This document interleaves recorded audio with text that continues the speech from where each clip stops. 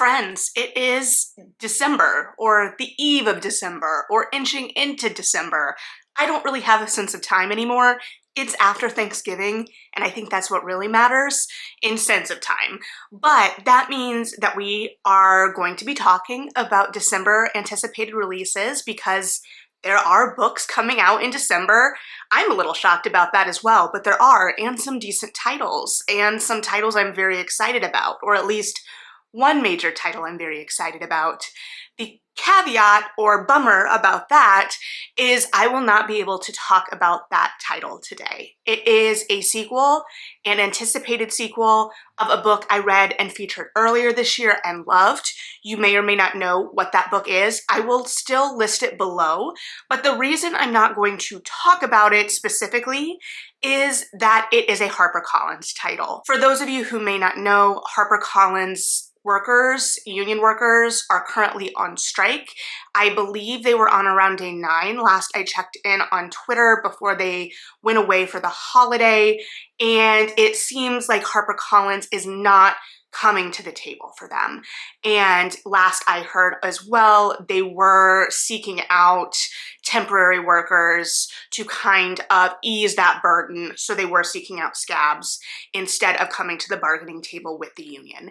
Now, why is this so important? If you don't know, it's important for a lot of reasons. And I have hinted around a version of this conversation for a long time, especially in relation to the theater, because I think there is a lot of overlap here with things like theater. Also, it's raining today. If you can hear it, I'm sorry. I also just got a new camera, so I'm still figuring everything out.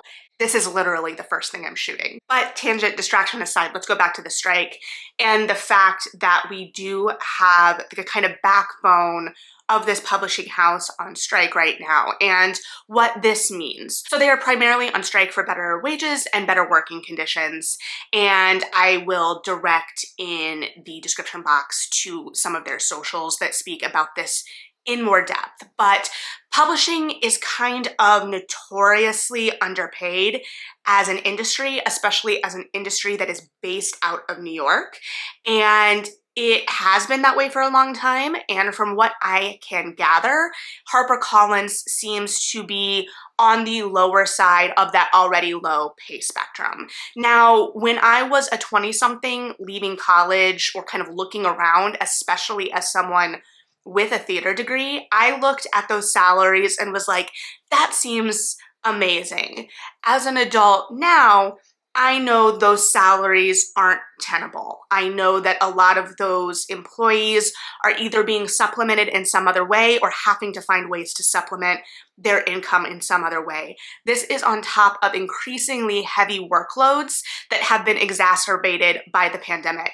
I know last year already, maybe, I was seeing tons of threads from publishing professionals that were leaving the industry, especially due to burnout. In times where we have seen somewhat increased profits, especially thanks to the boom due to TikTok, we are still not seeing any growth in wages. The cost of living has continued to go up, and as people left and things shifted in the industry. Again, I'm not inside, so this is kind of just what I've observed and seen in the conversation online, combined with my own anecdotal observations. But then these workloads are being just heaped on people that are already there's desks, rather than kind of expanding support in the departments. They're kind of trying to keep things as tight as they possibly can, which means that the workloads for these employees are getting unbearable.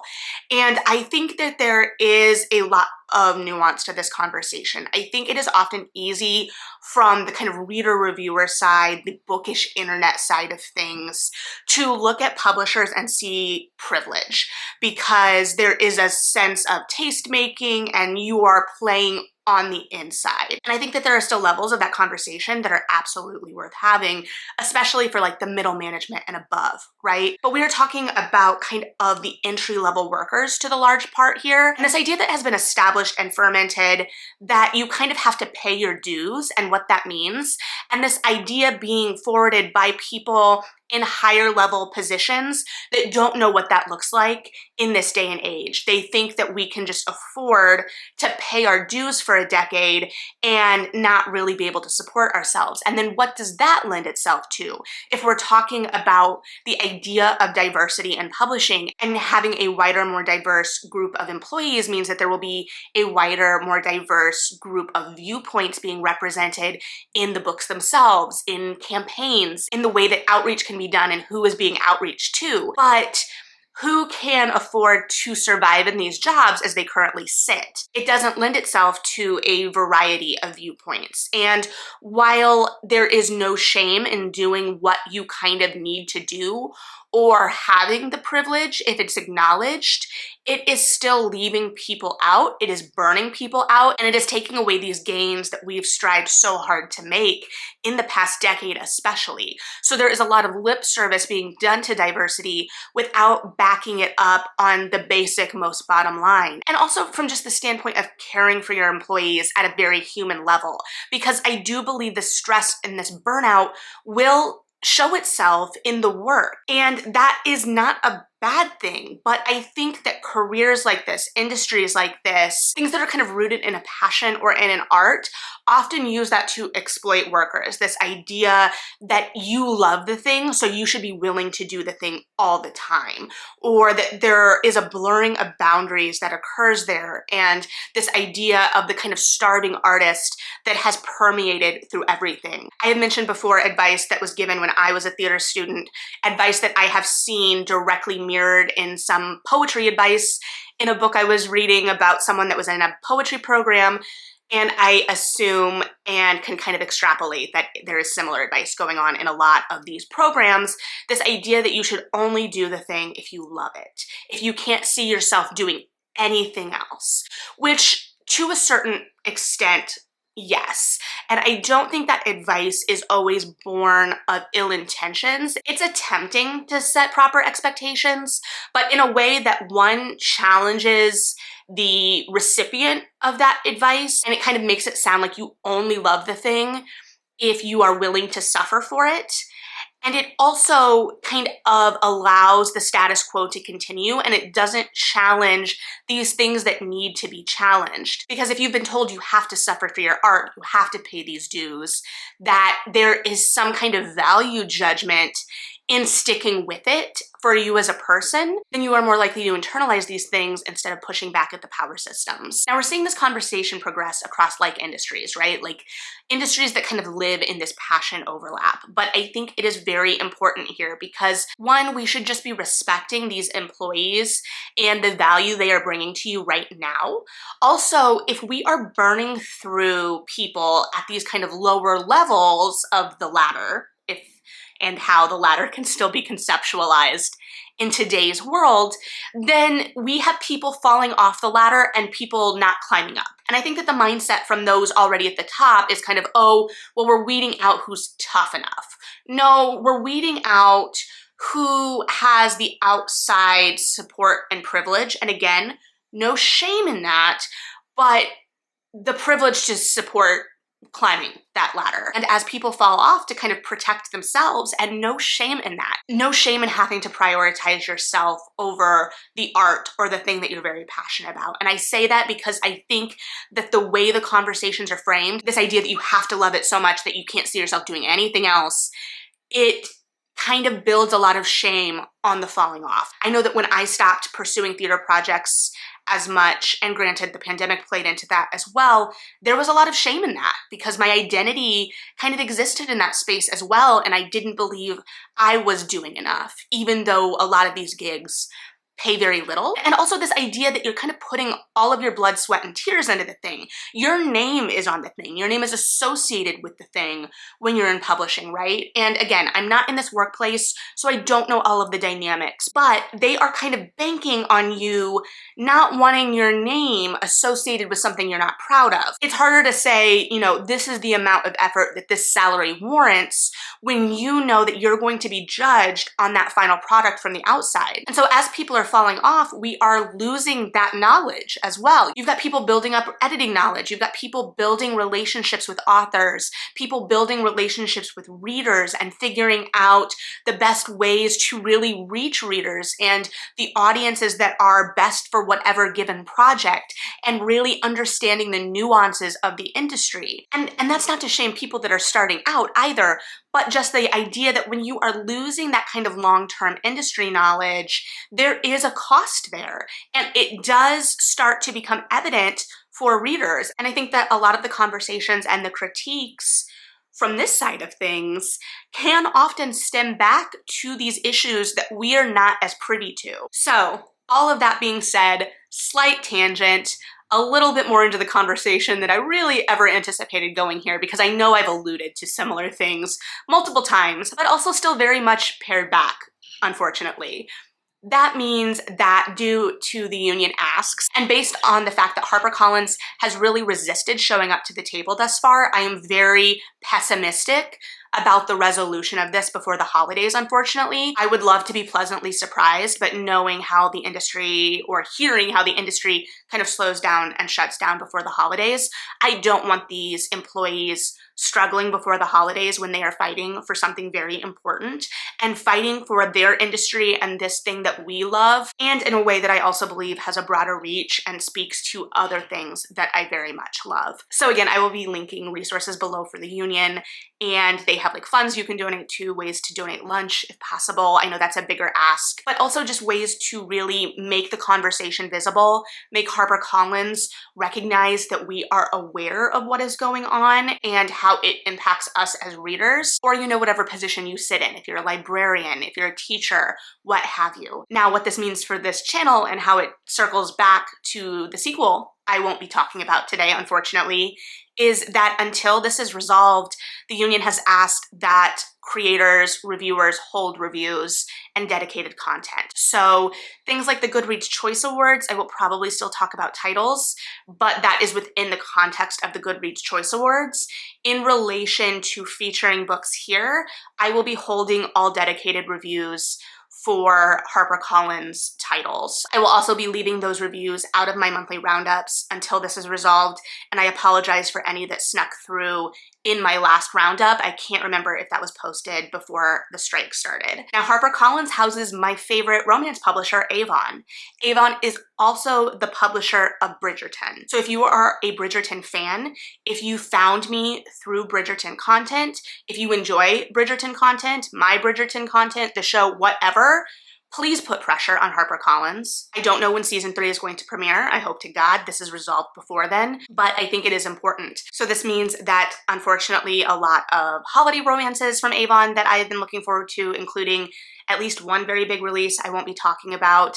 And as I look forward to December, and optimistically, if you've popped over to my community tab like a week or so ago, I asked about how I'm thinking of doing a push in December for reading, and I asked if people would be more interested in holiday romances or a final push of 2022 releases. And while both definitely got votes, it seems like we are leaning toward 2022 releases, so that is what I have been kind of mentally preparing for, and unfortunately have had to pull HarperCollins titles I was really hoping to feature in that time into a separate stack. Hopefully it can be resolved and maybe I can still sneak some in, but that will also impact, because I was like, oh, well, I can just still sneak 2022 holiday romances in, which I still plan to do because not all of them are from Avon by any means, but that means that those titles won't be featured there either, unfortunately. So I also want to note though that while the union has asked that reviewers and content creators hold those reviews and that content, they have not asked for readers to stop buying their authors' titles. So it is still completely and fine to buy HarperCollins titles. I myself bought a couple on Black Friday, another highly anticipated for me fantasy sequel for a favorite that came out earlier this year, and a poetry collection, but I won't show them until we know that this has been resolved and that HarperCollins is taking care of the people that offer the backbone support to this industry, that champion these authors, that champion these titles, that make their sales happen, that make these profits happen. And the fact that they have to stress about how to pay rent, how to pay doctor's bills, how to put food on their table while forwarding this art is a problem. So I'm gonna get off my soapbox. I know that was longer than I anticipated, maybe you anticipated, maybe I lost you, but if you're still with me, thank you so much, and let me know what you think of this whole situation. And let's talk about the books coming out in December, because like I said, we've still got some. Unfortunately, the HarperCollins releases won't be in this mix, but I may or may not still link them below so that you can buy them, since there is not a ban on buying. But because it is December, it is definitely a pared back list. So December 6th seems to be the biggest release. I assume it is the date that is kind of the last big push, last gasp before the holidays. There are a lot of romances in this mix, even with Avon taken out. So the first book that I'm excited for is Well Traveled by Jen DeLuca. This is part of her Ren Fair series. Admittedly, I am one book behind on this one. I still need to read the latest release. But this is following Mitch's cousin, who is a high-powered attorney and finds herself traveling with the Ren Fair for the summer, and she ends up paired up with Dex, our rake of the dueling kilts, as they travel to different Ren Fairs over the course of the summer. So I guess this is kind of the road trip novel of this universe, because we've really been at the same Ren Fair for the course of the books so far, to my recollection. And while we've gotten hints at other fairs through the dueling kilts and the epilogue in the second book for sure, I'm really excited to see how she builds out the kind of wider community of Ren Fairs. I went to my first Ren Fair this year, which I know, shocker. All of my friends were like, Melody, you have never been to a Ren Fair? And I was like, I have not. So we went to the Ren Fair in Bristol, which was fabulous. And I admittedly was thinking of this book or this book series almost the whole time. And I've said before that this book series is some of the best or small town done in a way that resonates the most to me as a reader, since I don't really gravitate toward small town romances on their face, like that being the main thing at play. So I am excited because this, in theory, isn't going to be rooted in that small town in the same way, but I'm interested to see how it builds community amongst the people that go from fair to fair and kind of distinguishes what the different fairs look like. I think this is going to be a lot of fun. The setting in this series is fantastic, so definitely need to catch up on these, hopefully before Ren Fair season swings back around. And then Witch You Gonna Do by Avery Flynn, which is another witch romance about a witch from a very powerful family that doesn't have any powers, which also vaguely reminds me of Not the Witch You Wed, if you like that concept, that setup. And she ends up, I believe, accidentally cursing her family, and she has to get help from the kind of bane of her existence, Gil, who is this very attractive guy that is very powerful that her family keeps trying to set her up with, but she thinks is very egotistical. And so they have to try and break this curse. I am anticipating banter. I am anticipating antagonism. We'll see. I do have some reservations because the blurb is in first person, and I'm not opposed to first person on its face, but I'm not sure about the voice in the blurb. It feels like it might be a little too quirky, a little I'm not like other girls. I don't know. I'm not going to judge it right out of the gate by that by any means. I like the concept and the setup that is given, but I have found that first person is becoming very popular in romances, especially like trade paperback romances. We've alluded or had this conversation before. I've realized that I maybe don't gravitate toward those. I don't dislike them. It's not the same where, like, if I'm reading fan fiction, which I haven't done for a while, I will click out a first-person fan fiction. And I think a lot of those instincts are carrying over to romance, combined with the fact that I grew up, or I came into my own in romance on Avon romances, Avon historicals, Avon paranormals. I mean, not just Avon, but that's what really sticks out. And those are generally third person and dual POV within that third person. So I'm anticipating this being first person and really locked in on the POV of the woman who I don't think we even get a name of in the blurb. So we will see. Okay, to kind of keep in our realm of romances, I also think a lot of these are coming out from Berkeley, which is interesting to me. Again, I don't work in publishing. I don't know the kind of rhyme or reason to anything, but it feels like I think they have 3 of these titles, and so to have 3 big romances publishing the same day, I don't know. I don't know, I guess, too. They have the metrics of this, obviously. I don't. Romance readers consume so voraciously. you know, they kind of can have space to release a lot. And also then, are they thinking of these releases for very different audiences? I don't know, because I'm interested in all of them, so who knows. But the other title is A Dash of Salt and Pepper by Cossaco Jackson. According to the blurb, this is about a guy, Xavier, who's kind of in a rough patch. He has just been dumped, he's been passed over for a fellowship he wanted, and he finds himself working as a prep cook in the kitchen of this really prestigious new restaurant that's opened, and he's not super thrilled about it. He doesn't really gel with the management style of the owner and head chef. The head chef doesn't really understand Xavier, he doesn't really understand his sarcasm, his humor, but he really needs someone, and he's in a tough spot, so he hires him. They, of course, are in close proximity in the kitchen, and things happen.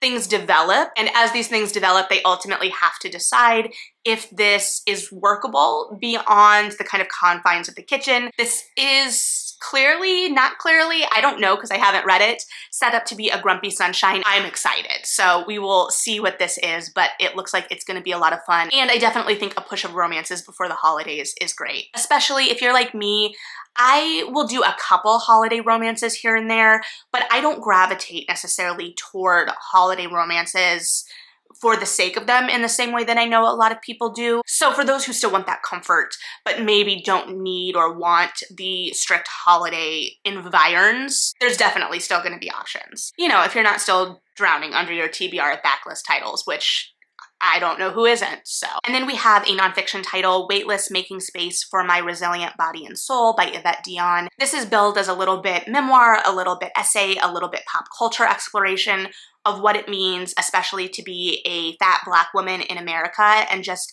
kind of what all of those intersections mean. But it also seems to be a celebration of the body and a claiming of space. So I am very excited for this one, especially it's been years since we got Hunger by Roxane Gay, which was searing. It was a searing memoir, but it feels like this is going to still be exploring similar things from a very different angle. So yeah, I'm very intrigued about this one. And then let's hop on over to December 13th, which due to the HarperCollins strike is the only other day that has titles I'm going to be talking about. I will say, I think there are a lot of thrillers in this space that are being released, but I have not had my eye as actively on that space for a while. I'm not as versed in it as I used to be. So I may need to rectify that in the coming year. We'll see. But the next romance, if you need something to fill the historical romance space, is How to Win a Wallflower by Samara Parrish. Now, I have not read the second one in this series,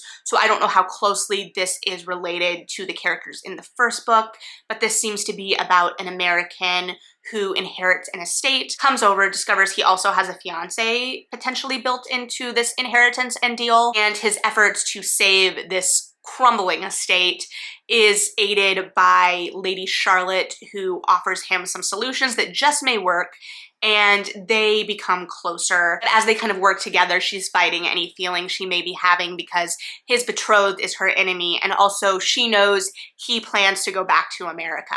But feelings get involved on both sides because it's a romance, and of course they do. So we'll see how that all plays out. And for the last title, speaking of feelings getting involved, though we kind of know how these play out, though this book is going to dive into the larger implications of that. The Tudors in Love by Sarah Gristwood. This is going to look at the idea of courtly love within the Tudor dynasty, and when I say courtly love, it seems like it is really going back to that medieval idea of courtly love and the idea of chivalry and how that presented itself in the poems of the time and translates into the Tudor era, which I think we see on its face very evidently, especially during kind of Henry's heyday and the jousting and courting of especially Catherine and Anne from just, you know, a kind of casual Tudor observer. I say casual even though I've done a decent amount of reading because I haven't done all of the reading, and there are people that are very, very knowledgeable about this and very, very passionate about this. So would never claim any level of expertise in that, but I have enough interest that I am very excited for this one. I know I haven't really thought about courtly love in this way since college, but I know we did a whole unit of it in my humanities sequence. So I'm excited. We'll see what this offers. I'm interested especially to see if it delves into the romance between Elizabeth I and Robert Dudley, but I will definitely be doing this one on audio. So all of that being said, that is December. Definitely less, but still more than I would anticipate anticipate. There were around 3 titles from HarperCollins that I have my eye on as well that I am obviously not mentioning here. So there are still some books coming out within this time. So definitely keep your eye out if you think any of those may be of interest for you for either holiday shopping or to have on hand to read during the holidays or the future. So yeah, that's the end of anticipated reads for 2022, which is mind-boggling. If you've been here for any length of time, thank you. If you're new, thank you. But yeah, we've gone through, I know there were a couple of months I missed, but we've largely gone through the majority of the year together, so thank you. And thanks for being here today. So let me know what's on your mind in relation to December releases, the HarperCollins strike, whatever. But thanks for hanging out and listening to my thoughts. Read something good, like and subscribe if you feel like it. And yeah, bye.